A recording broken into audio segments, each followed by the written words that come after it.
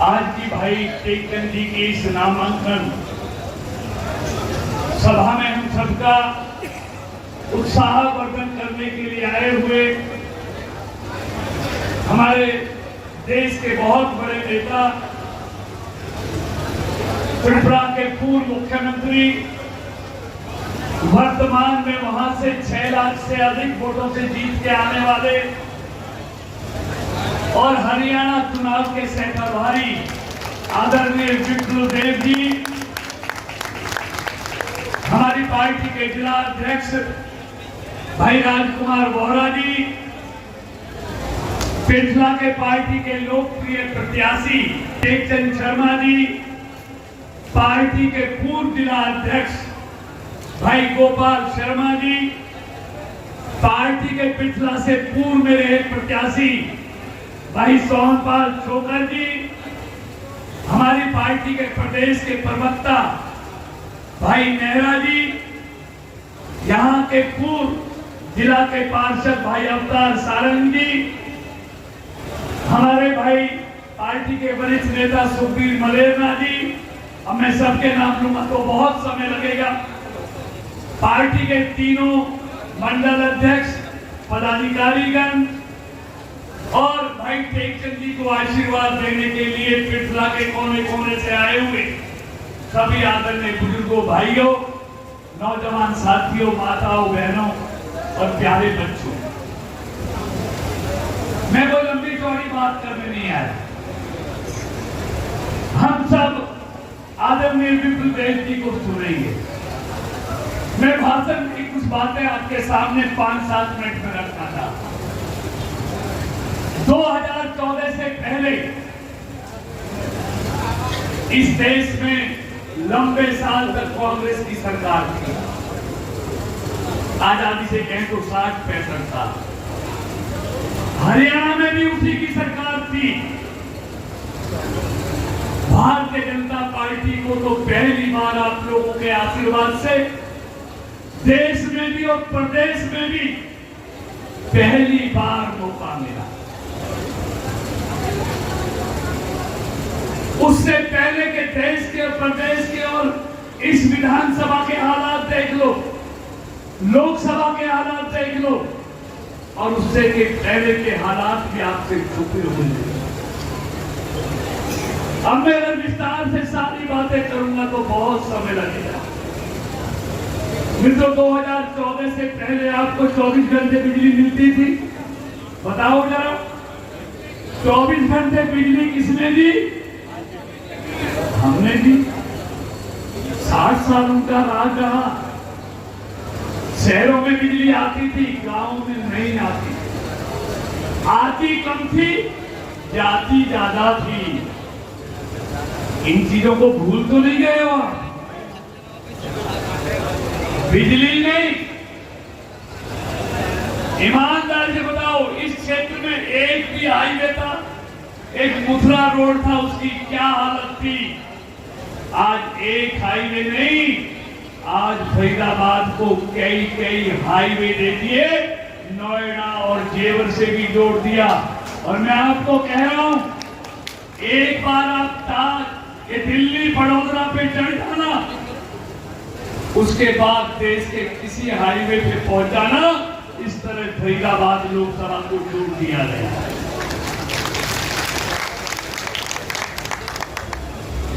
आप किसान हैं, मैं भी किसान का बेटा हूं। फसल खराब होती थी तो कितना पैसा मिलता था? 10 रुपए, 20 रुपए का चेक मिलता। मित्रों, मैं पूछना चाहता हूं, पत्रकार खड़े हैं, कांग्रेस के मित्रों से, 10 साल हुड्डा जी की सरकार रही, किसानों की फसलें बर्बाद हुई, मुआवजा दिया 10 साल में 1100 करोड़ रुपए, और बीजेपी की सरकार ने 10 साल में मुआवजा दिया किसानों को 13,000 करोड़। कौन है किसानों का हितैषी? ये 2 फसलों को एमएसपी पर खरीदते थे, हमने 14 फसलों को एमएसपी पर खरीदा, और अब तो एक कह दिया हरियाणा में जितनी भी फसलें होती हैं सबको एमएसपी पर खरीदेंगे। ये भी हमने घोषणा की। ये कहते हैं 500 रुपए में गरीब को सिलेंडर देंगे। अरे हमने गरीब को क्या 10 करोड़ बहनों को मुफ्त में सिलेंडर दिया और अब ये कह दिया कि अब 500 रुपए में उसको सिलेंडर देना शुरू कर दिया, तुमको देने की बात कर। बीपीएल गरीबी की रेखा से जो परिवार थे, इनके राज में 27 लाख थे, हमने उन परिवारों को बढ़ाकर 52 लाख कर दिया। आज 52 लाख गरीबों को सारी योजनाओं का लाभ मिला। हर घर में नल से जल किसने दिया? गैस का सिलेंडर हो, 5 लाख रुपए का मुफ्त में इलाज हो।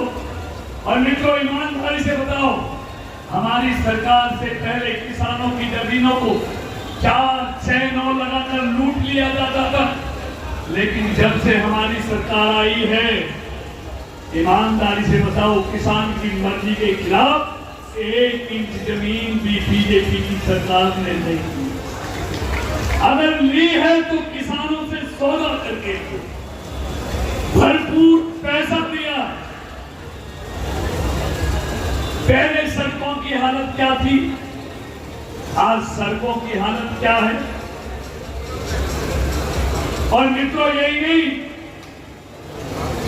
हम मेट्रो बल्लभगढ़ से पलवल लेके जा रहे हैं।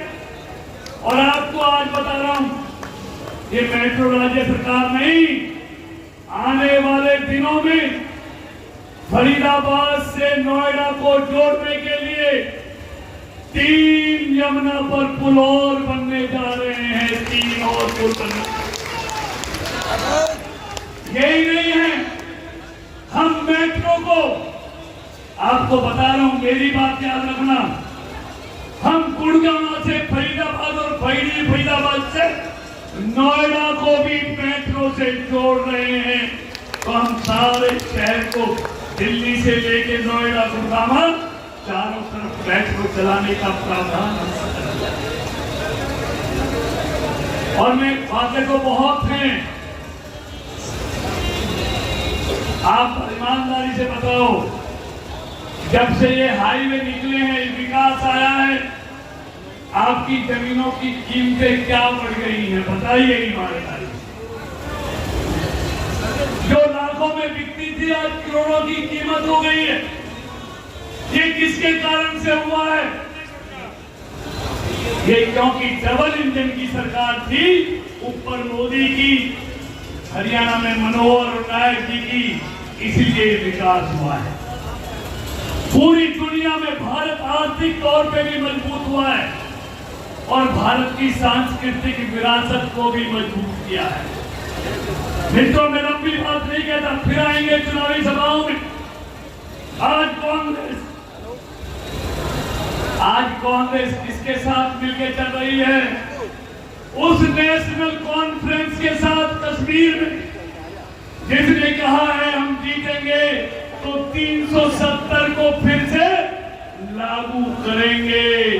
उनके साथ कांग्रेस मिलकर चुनाव लड़ रही है। वो कहते हैं अगर हम जीतेंगे तो कश्मीर में फिर से 2 झंडे फहराएंगे। अब तो तिरंगा फहराता है मोदी जी के आने के बाद, दूसरा झंडा वहां दिखाइए। क्या चाहते हैं कि मोदी को हटाने की जिद में देश को बर्बाद करना चाहते हैं? ईमानदारी से बताओ, अगर मोदी जी की सरकार नहीं होती तो कश्मीर से 370 हट सकती थी, अयोध्या में राम मंदिर बन सकता था। अयोध्या का काशी हो, उज्जैन का महाकाल हो, केदारनाथ, बद्रीनाथ, जितने भी तीर्थ स्थान हैं, सबको हाईवे से जोड़ा जा रहा है, सबको खूबसूरत बनाया जा रहा है। इसलिए तो मैं कहता हूं, मोदी जी के आने के बाद इस देश की सांस्कृतिक विरासत को भी मजबूत करने का काम किया है। दुनिया में भारत की प्रतिष्ठा बढ़ी है, 11वें से 5वें नंबर पर आया है। अगले 2 साल में भारत दुनिया की तीसरी सबसे बड़ी आर्थिक शक्ति बनने जा रहा है। अमेरिका, चीन और भारत, ऐसी शक्ति भारत बनने जा रहा है। तो मित्रों, मैं कहना चाहता हूं, बातें बहुत हैं, सब कुछ आपके सामने है, बिजली से लेके पानी, सड़क, हाईवे। और जब टेकचंद जी विधायक थे तो एक कॉलेज हो, नर्सिंग कॉलेज हो, स्कूल, मॉडल संस्कृति स्कूल हो, पुल हो, सड़कें हो, चौपाल हो, सारा विकास आपने देखा था।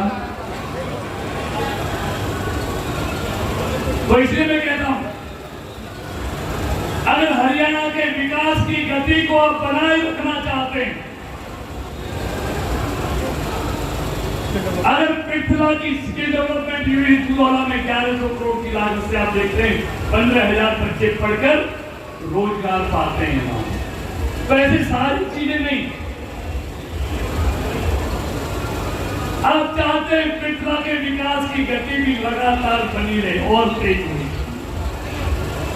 तो भारतीय जनता पार्टी का कमल का फूल खिलना बहुत जरूरी है। मित्रों, आपका एक एक दिया हुआ वोट हरियाणा की प्रगति में, उन्नति में, खुशहाली में बहुत बड़ा योगदान देने वाला है।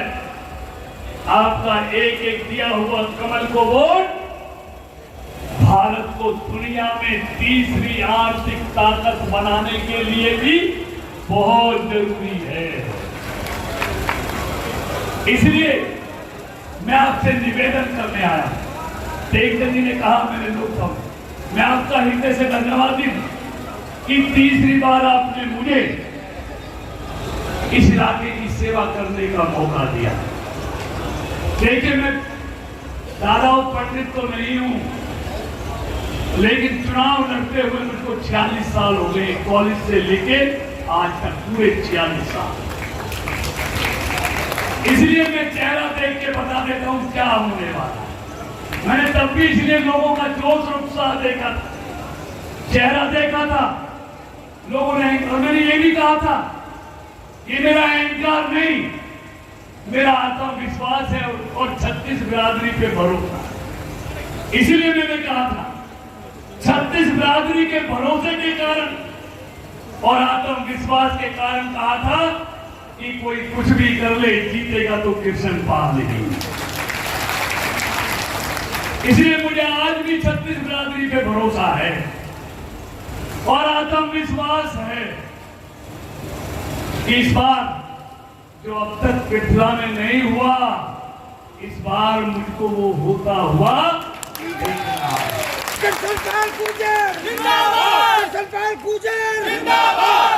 और देखिए, मैं जो कुछ हूं अपनी पार्टी नेतृत्व के कारण, पार्टी के कारण और आपके आशीर्वाद, और मेरी पार्टी जो कहती है वो करती है। मेरा नेतृत्व जो कहता है 100% उसको पूरा करता है। चाहे 370 हो, अयोध्या हो, 3 तलाक हो, कुछ भी हो, उसको पूरा किया। मैंने पिछले चुनाव में भी जोर जोर से कहा था कि मोहना में हमारे विरोधी चुनाव के कारण इस प्रयास में माहौल खराब हो, और मैं आज भी कह रहा हूं, चिंता मत करना, बहुत नजदीक वो घड़ी आ गई है जब मोहने का कट बनने जा रहा है।